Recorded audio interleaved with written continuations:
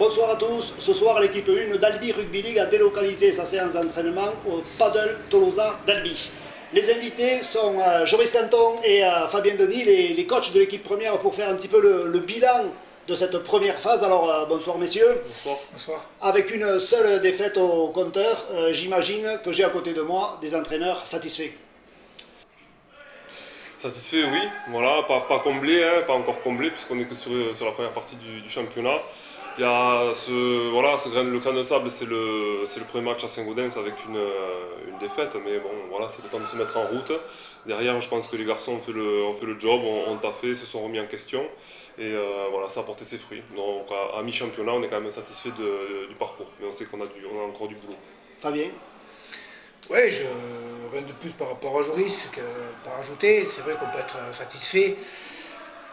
Pas comblé parce que c'est un peu les championnats, pas comblé parce qu'on aurait pu faire 8 sur 8. Voilà, celle-là, ça aurait été très satisfait. Voilà, je pense que ce qu'il faut retenir au-delà du travail, c'est que, comme j'ai sorti à la fin du match de Pierre aux joueurs, il y a 2 ans, jour pour jour, on était à 7 défaites consécutives. Voilà. Bon, ça prouve quoi là, on s'est remis en question, les joueurs nous ont fait confiance, le dirigeant nous a fait confiance, et par le travail, on a réussi à aujourd'hui être deuxième du classement, à mi-championnat, et avoir ces 7 victoires consécutives qui font, oui, comme tu dis Eric, très satisfaisant. Alors la défense est incontestablement un des points forts de l'équipe. Est-ce que c'était vraiment un objectif majeur en début de saison? On sait très bien que dans le rugby à 13, pour être champion, si on gagne le championnat, on gagne toujours par la défense. Je pense qu'on a des joueurs de qualité qui peuvent marquer à tout moment, mais si on ne prend pas de points, le match, on va le gagner. Donc oui, on le bosse comme tout le reste. Est-ce que c'est un objectif? Oui, comme tout le reste. Mais voilà, on n'a pas spécialement mis des choses en place bien spécifiques. Enfin, voilà, ça n'a pas été vraiment... c'est un objectif comme un autre, quoi. Mais voilà, après, c'est vrai qu'on demande beaucoup d'efforts, beaucoup d'exigences de la défense. Donc voilà, les garçons travaillent très bien et ça paye ses fruits. Alors justement, au-delà de la défense, dans quel secteur l'équipe doit encore progresser? Dans tous les secteurs, on peut progresser dans tous les secteurs, on peut encore s'améliorer en défense, on peut encore s'améliorer en attaque. Nous, ce qu'on cherche, c'est être performant partout, être les meilleurs partout. Donc voilà, on va continuer à bosser dans tous les paramètres du jeu, parce que voilà, on vise l'excellence, on veut le meilleur pour les joueurs, on veut le meilleur pour le club, le meilleur pour l'équipe. Donc voilà, dans tous les paramètres du jeu, on peut progresser encore. Alors on est en plein mois de décembre, la fatigue commence à être là. Sur le plan physique justement, comment jugez-vous le groupe? Physiquement on est bien. Bon, après on vient de faire un bloc quand même de 5 matchs consécutifs, donc c'est vrai que les organismes tirent un petit peu. Mais bon, Antonin a fait du bon travail pour préparer au mieux les garçons. Il y a Baptiste avec Mathieu, les kinés qui sont là aussi, qui font du très bon travail toute la semaine pour nous remettre les joueurs en condition et être performant le dimanche. Donc voilà, on peut dire qu'en sortant de ce bloc-là, je trouve que physiquement on est bien, quoi. J'avoue que j'avais peur qu'on perde des joueurs un petit peu en route. Ça n'a pas été le cas.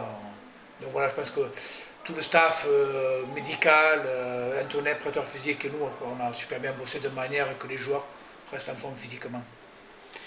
Alors samedi, il y a eu une petite cérémonie en l'honneur d'un joueur qui a quitté le groupe pour des raisons professionnelles, c'est Cédric Mazard.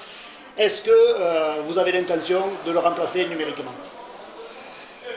Alors on y a pensé, après je pense qu'on a l'effectif pour, on a un effectif assez étoffé pour ne pas avoir à le remplacer.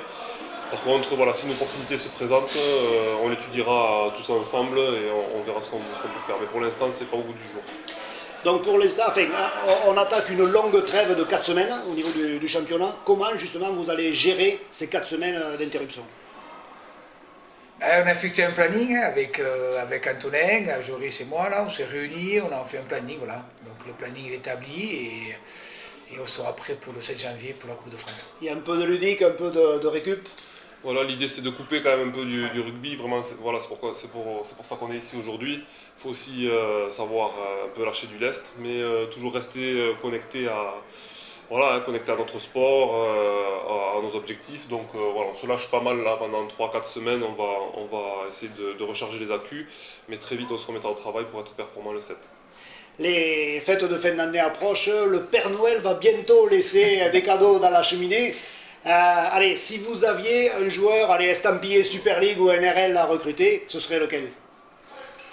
Ah, moi, je ne sais pas s'il joue encore, mais j'aimais bien un joueur un pied, Lodge, qui joue aux Warriors, qui après a joué à, je crois, au Rooster après. Voilà, moi, c'est un joueur que j'aime beaucoup, un pied que j'aime beaucoup.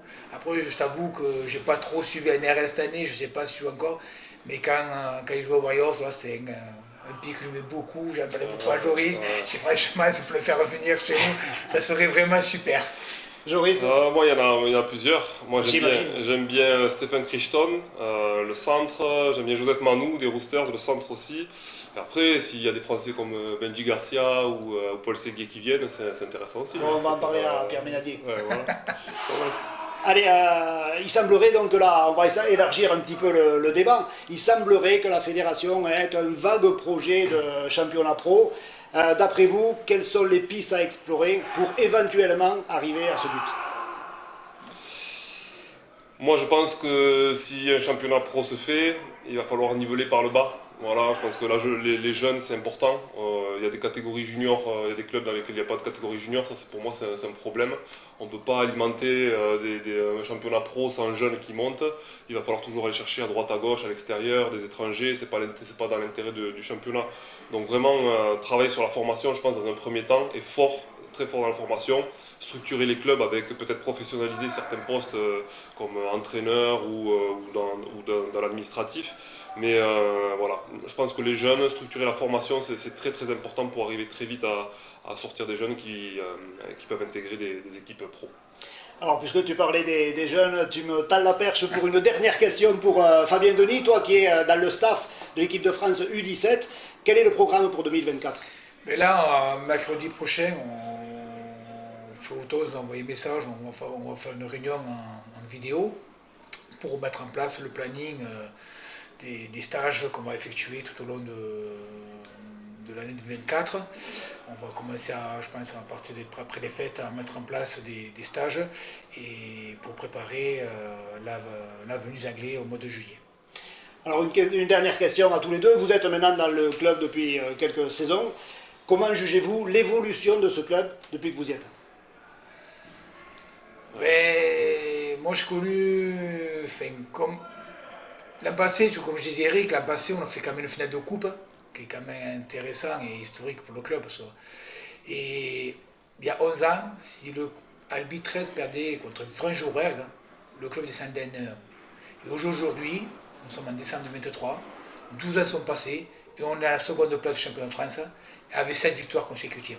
Voilà, le club a super bien évolué, avec différents dirigeants qui ont commencé il y a quelques années, et la suite a fait que le club a progressé. Donc voilà, moi j'ai vu le club dans un état où à un moment donné c'était très compliqué, où il n'y avait que 4 personnes dans le bureau, il y avait 2 bénévoles, et quand aujourd'hui tous les bénévoles qu'il y a au club, je pense qu'il faut les remercier, et je pense qu'on ne remerciera jamais assez parce qu'ils font un taf énorme. Voir un peu 30 bénévoles, voir un bureau étoffé comme ça, voir une école de jeunes. Moi j'ai vu une école de jeunes en l'an 2000, il n'y avait qu'une équipe de premier pas. Et qu'on voit aujourd'hui, on a une équipe dans chaque catégorie. L'an dernier, les U15 font une finale de France, les U17 font une finale de Coupe de France. Enfin, voilà. Le club n'a fait que progresser depuis une quinzaine d'années, le club ne fait que progresser. Et moi, ce que j'aimerais, au-delà des titres, au-delà des trophées, c'est que sera le club dans 10 ans. Et j'espère que le club, aujourd'hui là, j'espère que dans 10 ans, il sera encore plus... Voilà. Ne pas refaire une traversée des airs qu'on a vécu, et que tu as vécu aussi Eric avec nous. Hein. Et ce serait moche de revivre ça. Et j'espère que jamais on le revivra. Joris, toi qui arrives de Toulouse depuis quelques saisons, ouais. Tu as le même avis sur l'évolution du club? Oui, moi je trouve que c'est un club dans tous ces compartiments qui évolue bien, que ce soit au niveau des jeunes, que ce soit au niveau des bénévoles, que ce soit au niveau du bureau, que ce soit au niveau du sportif. Ça bosse bien, ça bosse dur, ça bosse en bonne intelligence, je trouve. On est quand même tous dans l'échange, on veut tous avancer dans le même sens, donc ça c'est très positif. Et je rejoins Fabien sur qu'est-ce que sera le club dans 10 ans. Moi je pense qu'Albi Rugby League peut être le meilleur club de France, voilà, ça, il n'y a pas de souci. Et j'irais même jusqu'à dire un modèle. Voilà, donc à nous de travailler en ce sens, être intelligent et faire et bonifier ce superbe club. Voilà, il y a encore du travail, mais voilà, il faut avancer petit à petit. Allez, on va se quitter donc sur cette note d'optimisme, pardon. Merci messieurs, à bientôt. Merci. Merci Eric, à bientôt.